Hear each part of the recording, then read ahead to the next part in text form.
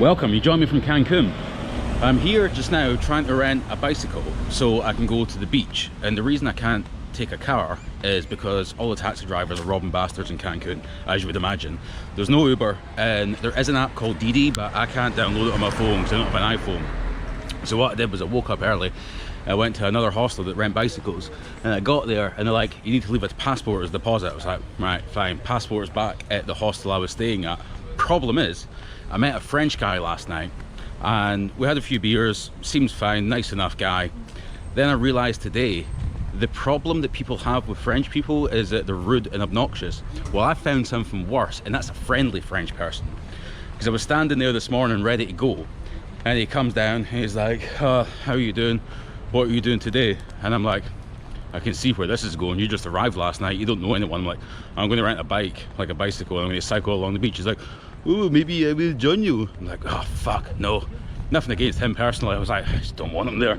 I was like, oh well, I was like, what I'll do is I'll go out and I'll check, see how much the bikes are, come back, and then, like, you know, we can take it from there. It's like, oh, I have to eat breakfast anyway.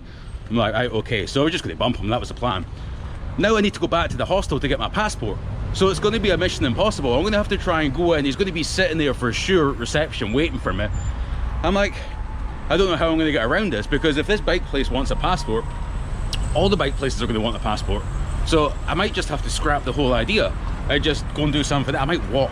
It's like, it's over an hour, but it's not that hot just now because the sun's away behind the clouds. But I'm like, I don't want to do myself out of a bike by walking for like an hour and a half there plus coming back just to avoid the French guy. But I also don't want the French guy with me the whole day. I don't know, I'm perplexed. I'll have a think about it and get back to you. Nearly back at the hostel, which is one road, one way in, one way out. There's no other way to escape. Can't see him yet. Just need to run into the room, into the locker, get the passport and come back out. There was the option of leaving like a 4,000 peso deposit as well, which is like 150 US dollars. So I was going to go to the bank and just take that cash out and use that as deposit. But the only bank card I've got on me is a crypto bank card, and I don't have the login details to then send money over from my account to that card because it's logged into my other phone. Because when my phone got stolen, I logged everything in on my spare phone, which is in the locker as well. So there was no other way. I had to go back either to get the password for the login details or to get the passport. So I'm here back at the hostel. There's bikes here. I might just go and ask them. Fuck me, rent a bike. So I'm staying in this hostel here. I looked on Google for bike rentals. Didn't see this place. The nearest place that I saw was a 12-minute walk in the opposite direction. So that's where I've been, and that's where I'm going to go back. But I might just go in here. Bike rental, that sounds obvious. I should have asked at reception. They've been like, yeah, just go next door. Wonder if I can get one without going back into the hostel. Let's see.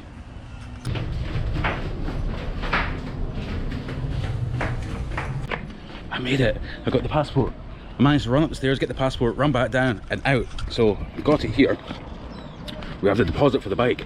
So I've decided to sack off the bike rental place next to the hostel for a couple of reasons. The one is too close to the hostel and the French guy.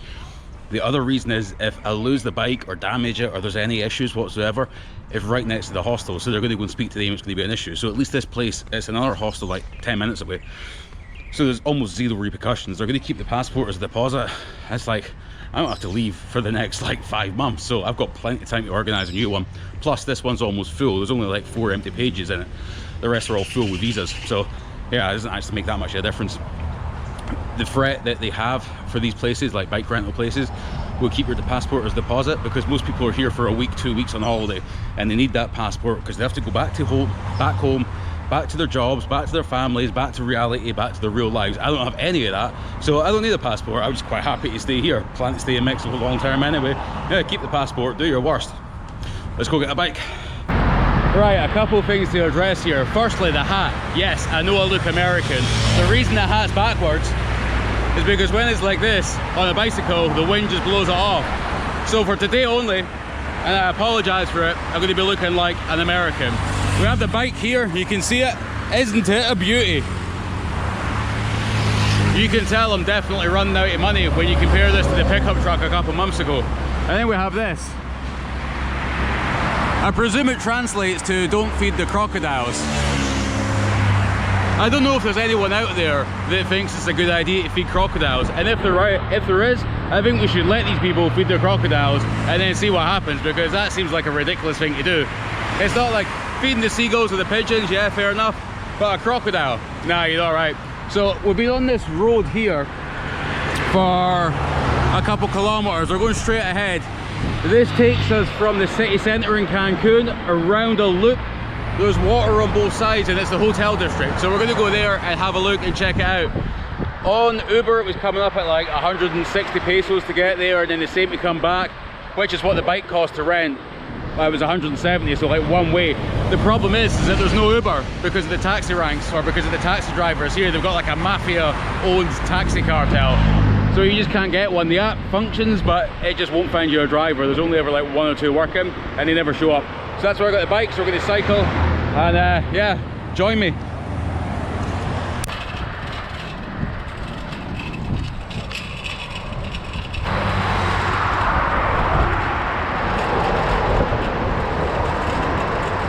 We're now right in the middle of the hotel district, or the hotel zone as it's known. It's the sort of peninsula that comes out of Cancun, which is where all the resorts are, all the beaches are, all the hotels are. Now if you look around just now, it's easy to forget you're still in Mexico.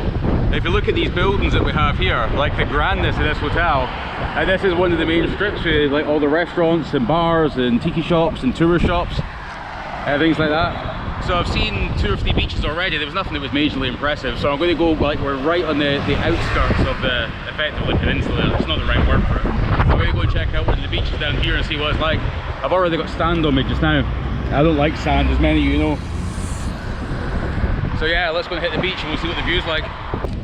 So I've managed to find a gap in between all the high-rise resorts that actually I think leads to the beach. There's a guy down there that shouted at me and he's made me leave the bicycle here.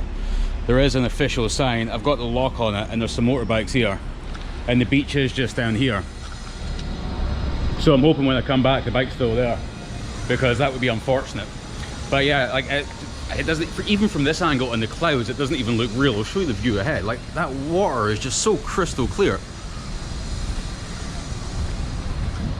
Like, it actually looks like a photograph that you just see somewhere that's being edited. So yeah, I'm just walking down to the beach just now. It's pretty cloudy, but to be honest, I don't actually mind, because that way it means it's not brutally hot. Like, I was out yesterday for a wander and it was just way too hot. So yeah, this is the beach. Welcome to Cancun.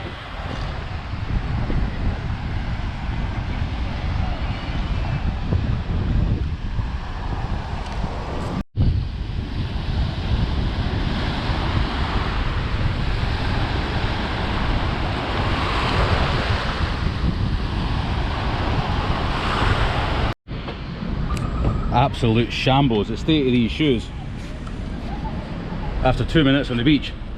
And the thing is, as a single guy walking around with kids everywhere, I don't really want to walk about filming people, and also want to make sure the bike's still there. Let's see, the moment of truth. I've got to the point now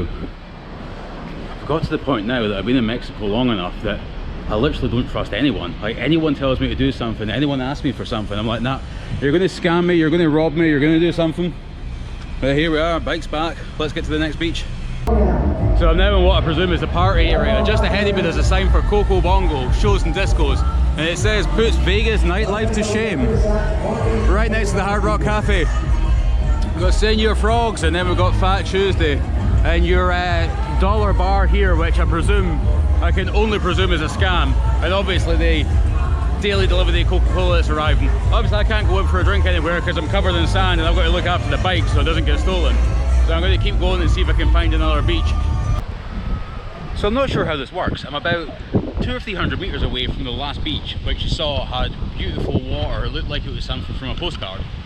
200 or 300 meters down the road, the sand's still the same, but the water, it looks like it's the North Sea in Scotland. It looks polluted, it looks filthy, it looks unappealing in every sense. This beach is far quieter. Got a couple jet skis over there and some guys playing football. Got the bike. This beach is more unguarded, so I can just bring the bike onto the beach, which is an inconvenience because I've got to push it around in the soft sand. And you can see, like, you try and start to move it and it just sinks in. Yeah, so this beach is fairly underwhelming overall. It's, oh god, fucking rental bikes. That's parked. Oh, my water fell in the sand. It's gonna get all sandy. I hate sand so much. Oh god. I've been cycling all day as well, so I'm actually pretty tired. Yeah, so it's at the stage now, it's like, what time is it? It's back at 3. Like, it's not that nice a day, it's not that clear. So I think I'm going to call it quits on trying to find the nicest beach in Cancun. I think it was the last one back there, but then it was just so commercialized. There was so many people there on the beach itself, and then on the main drag you had all the franchises, all the stores, so it wasn't really for me. So tomorrow the plan is I'm going to go from Cancun, I'm going to get a bus to Playa del Carmen, and then I'm going to check out some of the beaches there, because I think it's far nicer overall and less touristy, because Cancun is for basic bitches, especially if you're American. So yeah, I think that's it. I'll maybe see if there's anything interesting to see on the way back to drop the bike off. But apart from that, next time you see me will be Playa del Carmen in a couple of days. See ya!